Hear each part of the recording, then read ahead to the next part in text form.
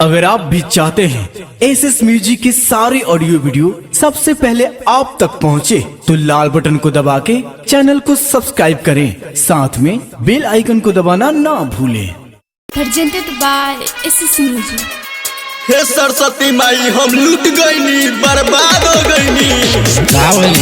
काहे चिल्लाते हैं? का कही है भाई, नेहवा के मैट्रिक में हम पढ़ाइले रही, और देखो ना हम फेल हो गई। हाँ तो का हो गई?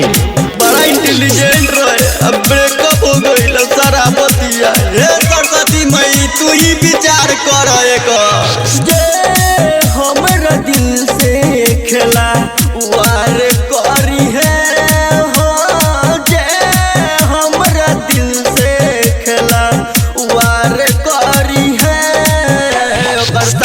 विचार करी है ओकर श्रद्धा माई विचार करी है, ओकर श्रद्धा माई विचार करी है, ओकर श्रद्धा माई विचार करी है।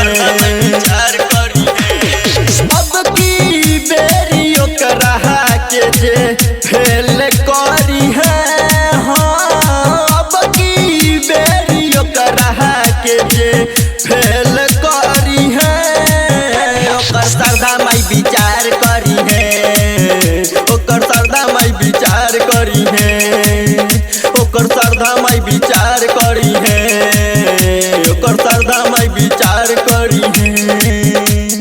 Presented by SS Music। Presented by SS Music। श्रद्धा माई विचार करी है, श्रद्धा माई विचार करी है, ओकर श्रद्धा माई विचार करी है। विद्या के देवी हो एह मोरी माई, काहे तू देलू रोआई हो, सभी तो कॉपी में भरले नू रहे, देला सफेल कराई हो। काया जे अब की बेर नेहवा के रोआई है, काया जे अब की बेर ओह कर रोआई है, ओकर श्रद्धा माई विचार करी है, ओकर श्रद्धा माई विचार करी है, ओकर श्रद्धा माई विचार करी है, ओकर श्रद्धा माई विचार करी है। Presented by SS Music। Presented by SS Music। श्रद्धा माई विचार करी है, श्रद्धा माई विचार करी है, ओकर श्रद्धा माई विचार करी है। ऋषि मुनि तोहर आरती करेले तोहर बखानिया, देवलोक भी मैया के अलग जरावे, छुअल चाहे चरानिया।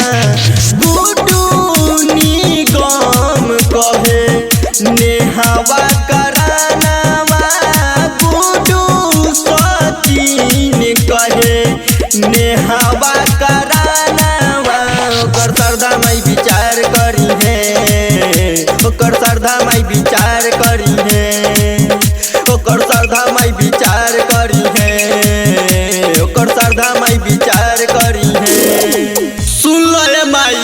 Recording studio Red Angel Music Raxaul.